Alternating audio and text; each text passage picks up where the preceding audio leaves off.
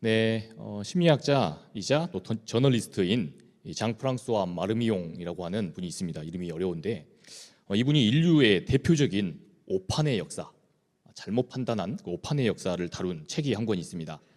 여기서 소개된 이야기를 통해서 오늘 말씀을 좀 열고자 합니다. 1958년부터 62년까지 중국에서 실시가 됐던 이 대약진 운동이라고 하는 정책이 있었습니다. 중국의 이 사회 경제 개발 운동으로서 이른바 제사해 운동이라고도 합니다. 제사해, 제사를 드려라 뭐 그런 의미가 아니라 4가지 해로운 생물을 제거한다 이런 의미입니다. 4가지 생물에 제거할 제자를 써가지고 제거한다. 그러니까 해로운 생물을 박멸하는 운동이었던 겁니다. 이 4가지 유해 생물이란 모기와 쥐 그리고 파리 또 참새였습니다. 아니 모기, 쥐 그리고 파리 이런 건 좀 이해를 할 수 있겠는데 참새가 여기 왜 들어가 있냐 싶은 생각이 드실 겁니다. 당시 중국의 지도자였던 이 마오쩌둥은 이런 조사의 보고를 받게 됐습니다.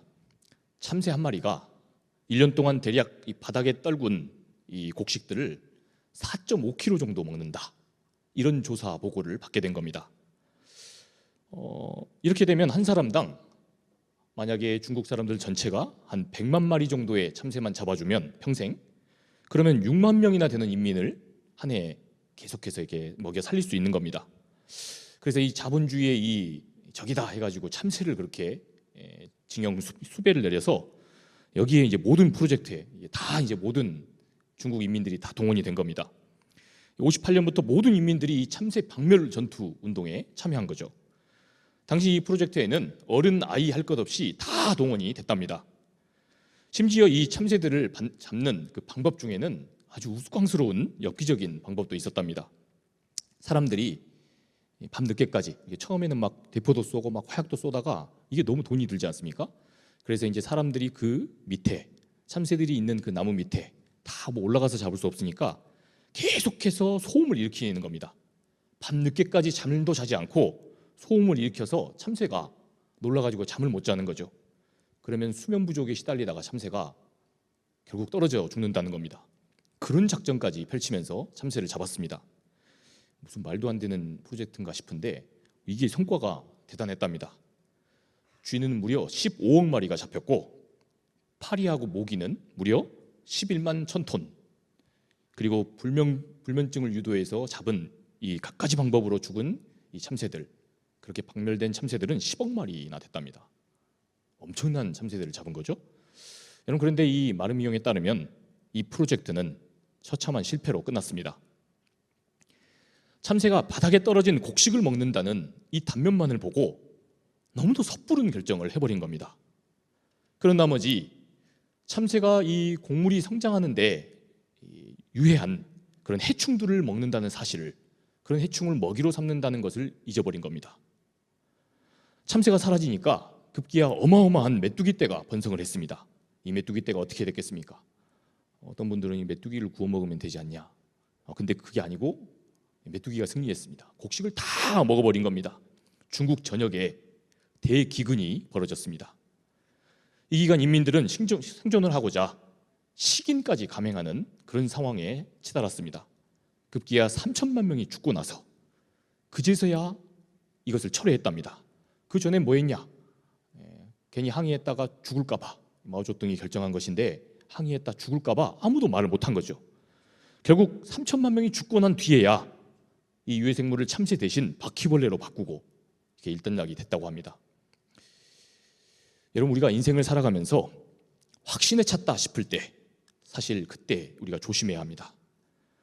이때가 실은 내가 어쩌면 가장 위험한 결정을 할 수 있는 그런 때이기 때문입니다.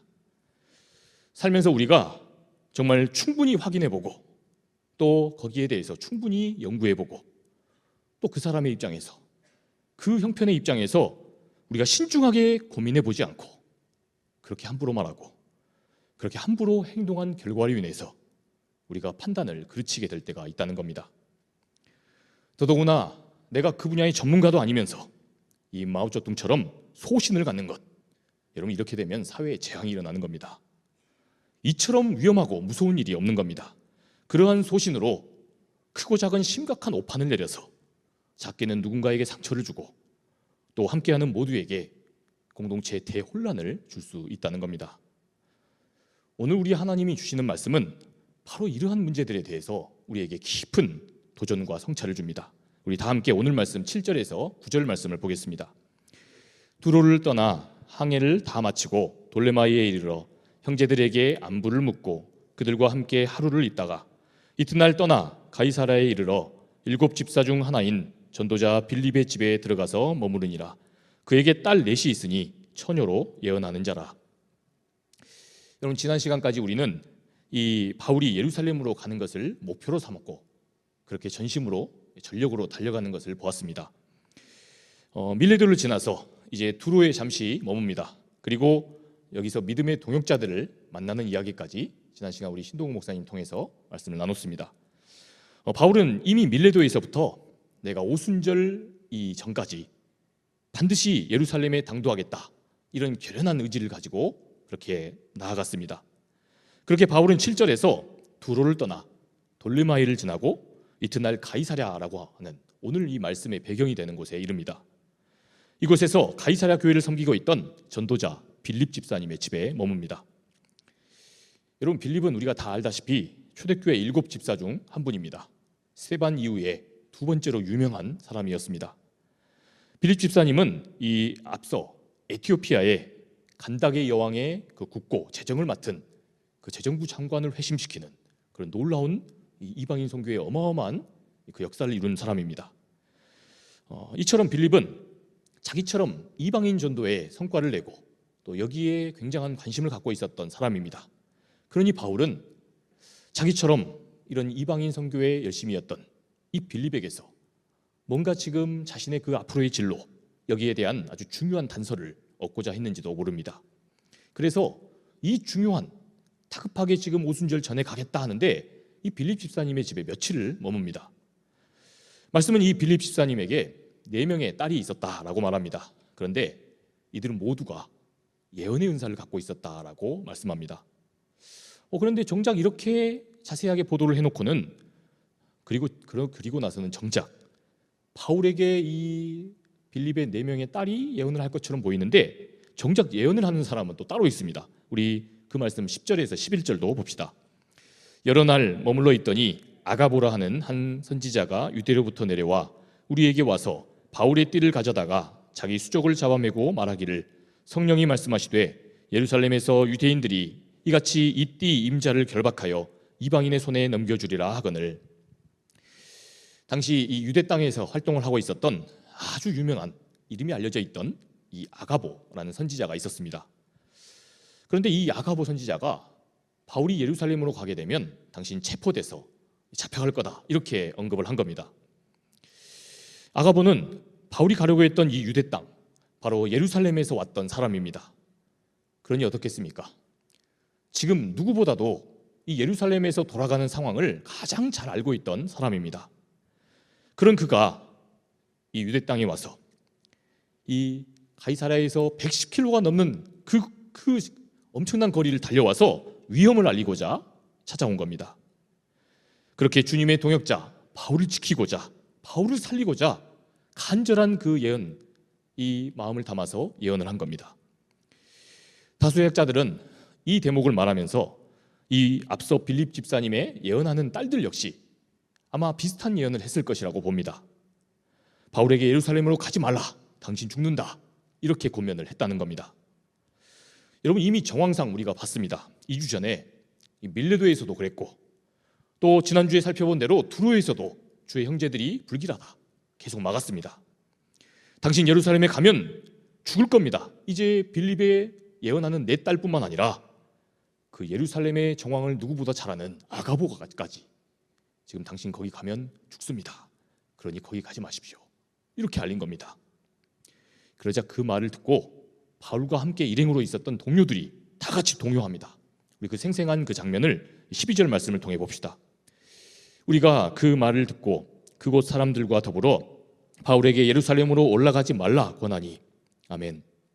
사람들은 이제 정황이 분명해지니까 바울을 뜯어 말립니다.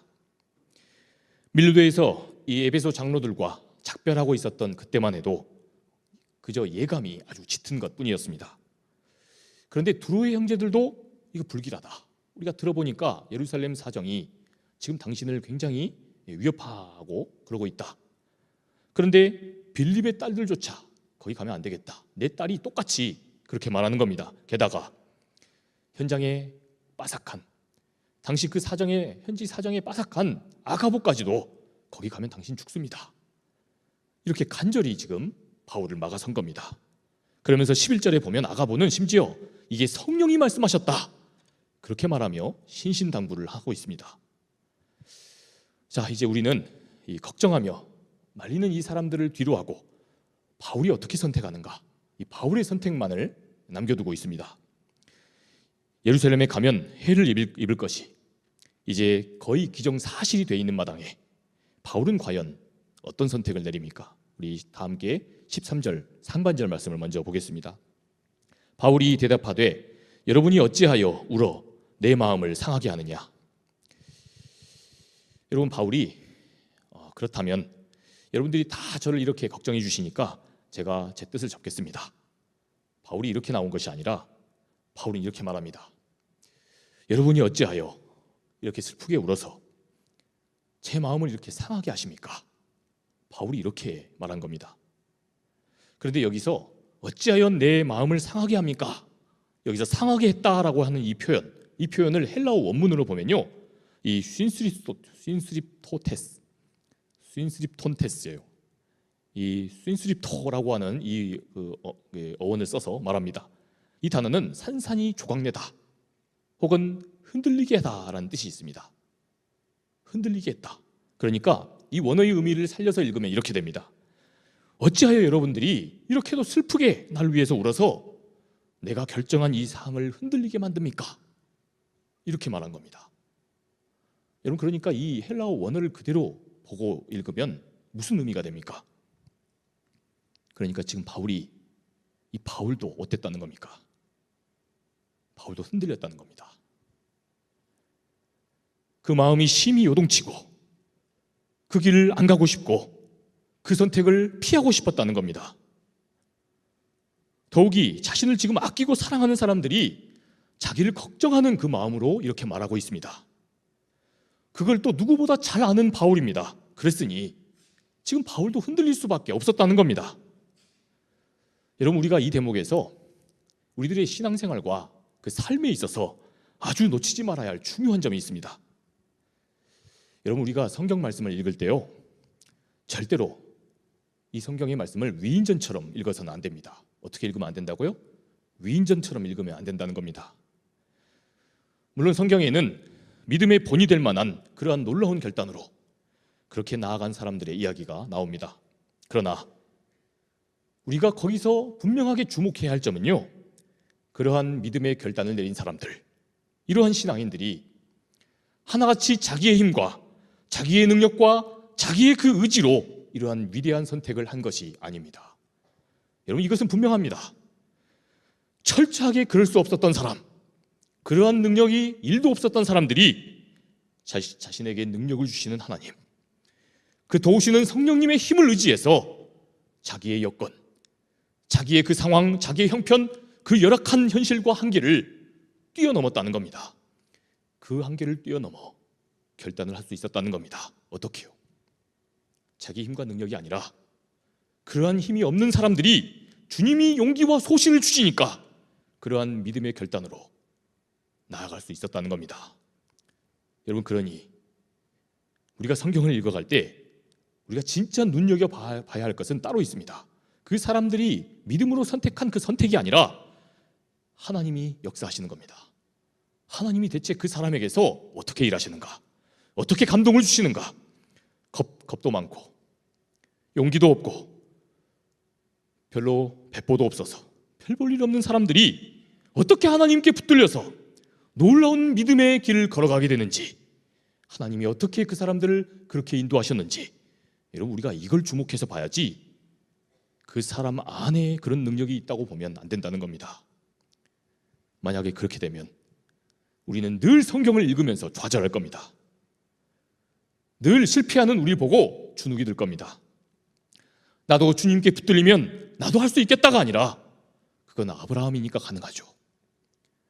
그건 위대한 사도 바울이니까 가능했죠. 그건 다윗 왕이니까 가능한 건 아닙니까? 그러한 실망감과 나 자신에 대한 그 좌절감만 남을 겁니다. 여러분, 그런데 오늘 하나님 말씀을 보십시오. 천하의 바울도 지금 심히 떨리고 마음이 흔들리고 또 무섭고 그랬다는 겁니다. 그러는 속에 바울도 처음부터 뚜렷한 확신과 분명한 결단으로 그렇게 믿음의 길을 걸어간 게 아니었다는 겁니다. 100% 확신과 100% 하나님에 대한 그 신뢰 속에 아주 시원하게 결단하며 그렇게 믿음의 길로 나아간 게 아니었다는 겁니다.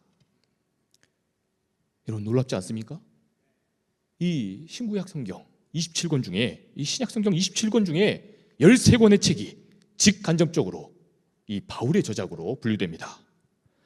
그래서 우리 예수님 다음으로 제2의 기독교 창시자다, 그렇게 불렸던 위대한 사도 바울, 그런 바울도 그 믿음이 심히 흔들리고 요동치며 의심하는 과정 속에서 그럼에도 자기에게 주어진 믿음의 길을 그렇게 걸어갔다는 겁니다. 사랑하는 여러분, 저와 여러분만 흔들리는 것이 아닙니다. 오늘 저와 여러분들만 흔들리는 게 아니라는 겁니다. 주께서 바라시는 일, 우리가 믿음으로 인생의 승부수를 던지며 그렇게 신앙으로 걸어가는 길은요, 절대로 100대 0의 기로 100% 확신으로 우리가 선택하며 나아갈 수 있는 그런 차원이 아니라는 겁니다. 여러분, 그렇게 생각하는 것은 삶에 대해서, 그리고 신앙에 대해서, 그 믿음에 관해서 우리가 너무나도 순진하게 생각하는 겁니다. 여러분, 오히려 우리 신앙은요, 언제나 49대 51, 거꾸로 51대 41, 49, 그러한 갈등을 우리가 넘나주는 중에 그런 차원에서 우리가 결단하며 나아가는 길입니다. 그 중에 그 1%의 더 이끌림에 그 기로 속에서 그 과정에서도 흔들리며 그러나 오롯이 내 결정으로 나아가야만 하는 그런 길이라는 겁니다. 여러분, 그렇다면 대체 왜 성도의 길이 이렇듯 불완전한 겁니까? 왜 성도가 인생을 살아가면서 믿음으로 결단하는 게 확신 중에 가고, 언제나 그래서 내가 100% 신뢰와 확신과 믿음으로 가는 게 아니라 이러한 선택의 기로 속에 갈등할 수밖에 없게 되는 겁니까? 여러분, 그 하나님의 그 비밀하신 섭리의 이야기를 우리가 말씀에서 한번 확인해 보겠습니다. 우리 지지난주 하나님 말씀이었던 이 사도행전 20장 22절에서 24절까지의 말씀을 보겠습니다. 보라, 이제 나는 성령에 매여 예루살렘으로 가는데 거기서 무슨 일을 당할는지 알지 못하노라. 오직 성령이 각 성에서 내게 증언하여 결박과 환난이 나를 기다린다 하시나 내가 달려갈 길과 주 예수께 받은 사명 곧 하나님의 은혜의 복음을 증언하는 일을 마치려 하면은 나의 생명조차 조금도 귀한 것으로 여기지 아니하노라. 아멘. 여러분, 이 말씀은 우리가 지난주에 본 바 이 밀르도에서 바울이 이 에베소 장로들과 마지막 고별사를 하는 장면입니다. 여러분, 그런데 지금 이 말씀에서 바울은 자신이 지금 무엇을 헤아리고 있다고 언급합니까? 먼저는 자기가 지금 자기 의지로 가는 게 아니라 성령께 매여서 성령 하나님의 강권하심을 붙들고 그러한 확신으로 예루살렘에 가고 있다 말합니다. 여러분, 그런데 동시에 방금 그 말씀을 보면요, 동시에 또 성령께서 자기에게 뭐라고 말씀하셨다고 바울이 말합니까? 뭐라고 합니까? 같은 성령께서 너 예루살렘으로 가면 결박당하고 환난을 당할 거다. 같은 성령 하나님께서 바울에게 그렇게 말씀하셨다는 겁니다. 여러분, 그러니까 바울은 지금 이 성령 하나님 안에서 무엇을 보고 있는 겁니까? 자신을 향한 이 성령 하나님의 뜻이 이중으로 열려 있음을 보고 있는 겁니다. 뭐라고요? 자신에게 열려 있는 하나님의 뜻이 이중으로 열려 있다는 것을 봤다는 겁니다. 한편으로는 성령께서 바울의 안위를 걱정하십니다. 여러분, 당연하지 않겠습니까? 사랑하는 당신의 종, 이방인들을 구하고자 친히 하나님께서 세우신 그 종, 그렇게 택하신 바울입니다. 이 사랑하는 바울의 안전과 그의 건강과 그의 신변에 대해서 우리 주님이 늘 걱정하시고 또 이것을 늘 항상 그렇게 바울이 건강하기를 기대하신다는 겁니다. 여러분, 그러나 동시에 성령께서는 바울이 예루살렘으로 가야 할 당위성도 보여주셨습니다. 바울은 회심한 이후에 예수님을 믿는 이 믿음이 이제 유대인을 넘어 이방인들에게도 열려있게 되었다는 걸 보게 됐습니다. 바로 이것이 우리 하나님의 뜻임을 바울은 보게 되었습니다. 그래서 바울은 이 하나님의 역사에 자기가 부름을 받았다 생각하며 여기에 순종했습니다. 그렇게 하나님이 자신을 이방인에게 복음 전하는 사도로 그렇게 불렀다고 보고 이 일에 누구보다 성실하게 임했습니다. 그랬던 까닭에 바울은 이 과정에서 아주 심각한 문제 상황을 보게 됐습니다. 유대인들은 예수님을 믿게 됐지만 어떻게든 자기들이 먼저 믿은 사람들로서 하나님 앞에 특권을 갖고 있다, 이걸 늘 자랑하려고 했습니다. 그래서 이방인들을 보고 자기들처럼 할례도 좀 받고 자기들처럼 율법을 철두철미 지키면서 예수님 믿어야 한다, 이렇게 강요했습니다. 그러니 이방인들은 그런 늘 자랑질하고 그 앞에서 잘난 척하는, 여러분 이게 얼마나 꼴불견입니까? 이방인들이 그랬던 겁니다. 유대인들이 꼴보기가 싫었던 겁니다. 그리하여 바울은 같은 한 주님을 믿는데도 이렇듯 이방인 크리스찬 그리고 유대인 크리스찬들이 서로가 서로를 대놓고 비방하고 싸우고 갈등하는 상황을 자기가 선교를 하는 내내 지켜본 겁니다. 그런데 그러한 전도의 여정 중에 바울이 보기에 엄청난 기회가 찾아왔습니다. 그 기회라는 게 무엇이었냐면 이 유대인들의 본진 예루살렘 교회, 처음 교회가 세워진 그 유대 땅에 지금 엄청난 기근이 발생하게 된 겁니다. 그래서 예루살렘 교회 유대계 크리스찬들에게 크나큰 위기가 닥친 겁니다. 아니, 예루살렘 교회가 위기를 맞았는데 어떻게 이걸 도리어 기회라고 생각했는가? 이 바울이 미친 게 아닌가? 우리가 이렇게 생각할 수 있습니다. 바울은 대체 왜 그렇게 생각을 한 걸까? 여러분, 바울은요 이방 세계에서 복음을 전하면서 한 가지 아주 중요한 특징도 봤습니다. 그게 뭐냐?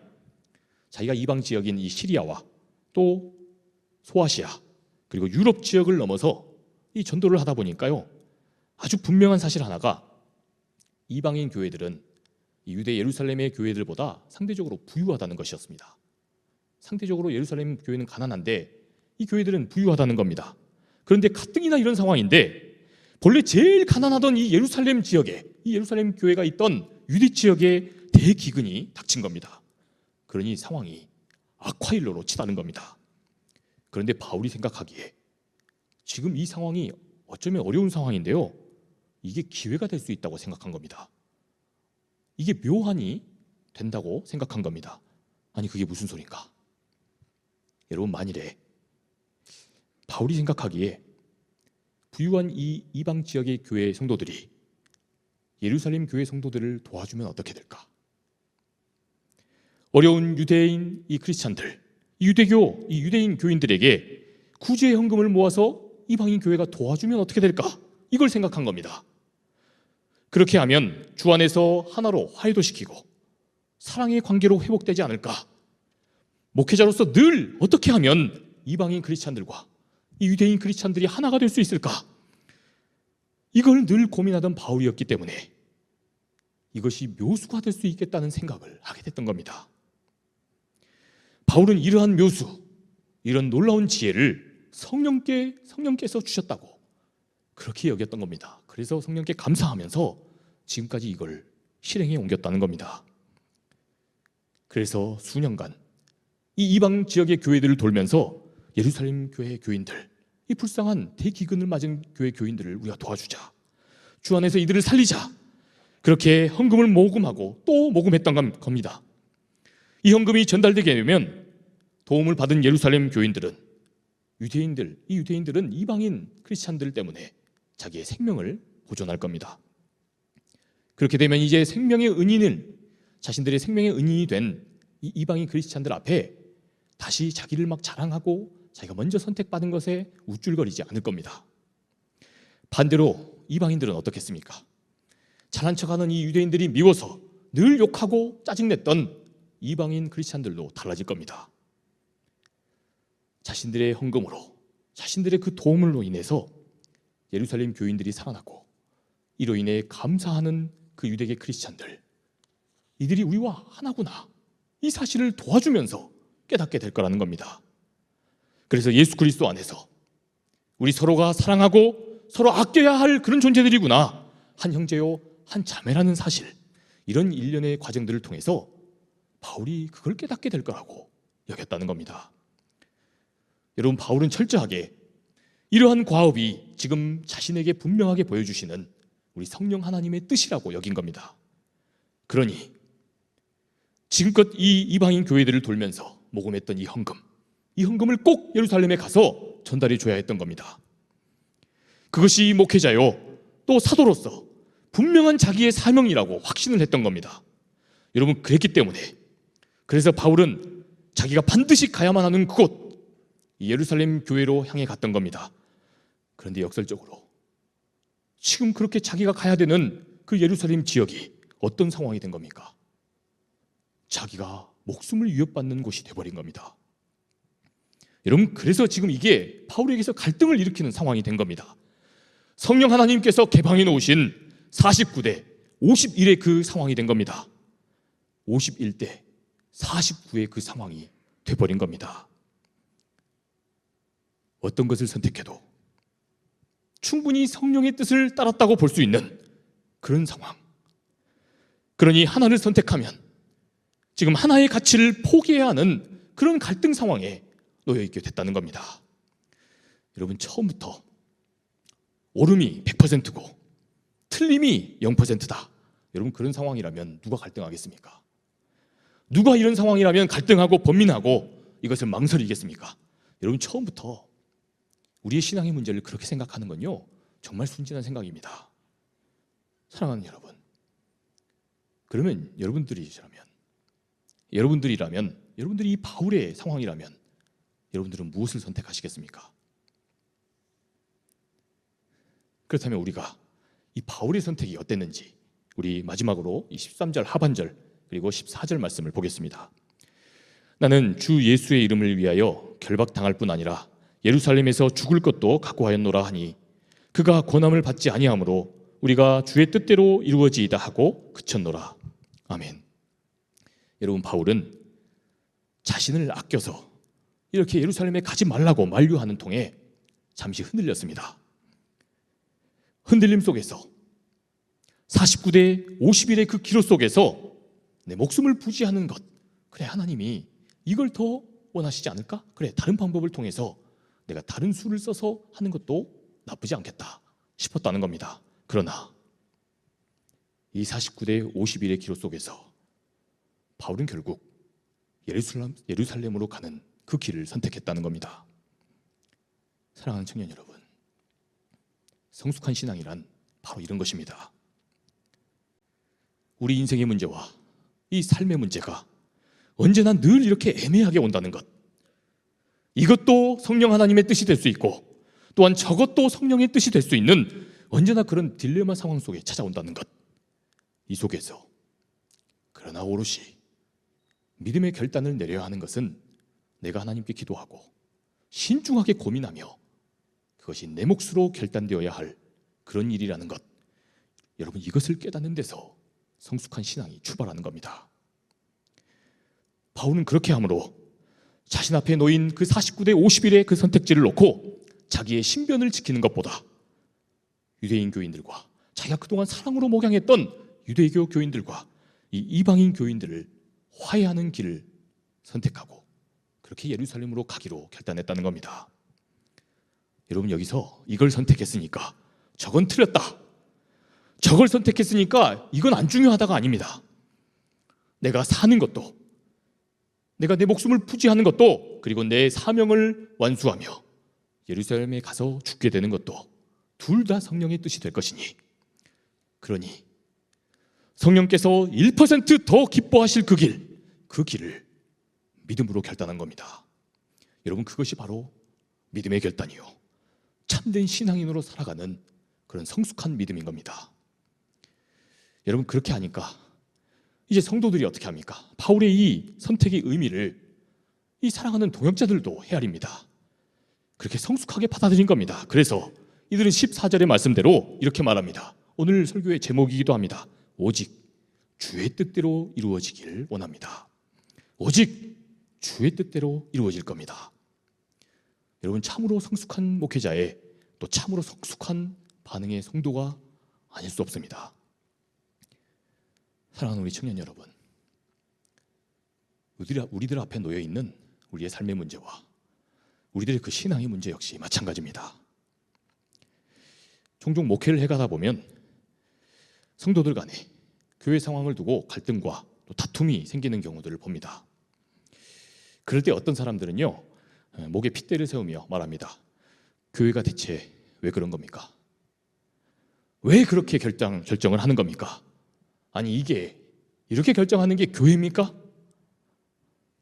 여러분, 그런데요, 그런 생각이 지금 내 안에서 100% 확신으로 작용하고 있을 때, 그래서 그것이 내게 100%라고 하는 그 소신이 돼 있을 때, 여러분, 그때야말로 우리가 신중해야 합니다. 왜냐하면 그때야말로 내가 성령 하나님의 다른 일하심의 가능성을 놓치고 그로 인해 주의 몸된 교회를 난처하게 만들 수 있는 상황이기 때문입니다. 여러분, 명심하십시오. 오늘 말씀을 통해 하나님의 음성을 들으십시오. 오늘 말씀하시는 것처럼 우리 성령께서는 49대 51의 그런 상황 속에 역사하십니다. 내게도 바른 뜻, 옳은 뜻으로 말씀하시지만 나와 다른 생각을 가지고 있고 나와 다른 뜻을 가진 그런 지체들에게도 당신의 다른 말씀으로 역사하시는 그런 하나님이시란 말입니다. 그러니 여러분, 우리가 성숙한 믿음의 사람들이 되기 위해 필요한 것은 이 성령의 역사하심을 열린 결말로 놓고 가는 겁니다. 그래서 신중하게 여기에 대해서 개방하고 그 가능성을 열어두고 서로 대화하는 겁니다. 그렇게 공감하고 또 필요하다면 설득하고 그렇게 대화와 소통의 방식으로 오직 우리 공동체를 통해서 주님의 뜻이 이루어지기 원합니다. 이러한 믿음으로 함께하며 그러한 기대와 소망을 담아 나아가야 하는 것입니다. 사랑하는 우리 상산교회 청년 여러분, 바라기는 우리 청년부가 지금까지도 그랬듯이 앞으로도 그러한 결단으로 나아가시기를 간절히 축복합니다. 때로는 내가 생각하는 방식, 또 성령이 내게 보여주시는 그런 감동대로 공동체가 그렇게 이끌려가지 않는다 할지라도, 그러나 주님이 내 뜻이 꺾였으니까 주님이 더 멋지고 내가 생각하지 못했던 더 기가 막힌 방법으로 하나님이 우리 공동체를 더 든든하게 세워가시려고 그러시나 보구나. 이러한 사랑의 마음, 이러한 기대와 소망의 마음으로 우리 모두 서로를 존중하며 그렇게 섬기며 나아가시기를 우리 주님의 이름으로 간절히 축복합니다. 우리 시간 함께 우리 찬양 한 곡 하면서 우리 기도의 자리로 나아가겠습니다. 주가 보이신 생명의 길 함께 찬양하면서 기도의 자리로 나아가겠습니다.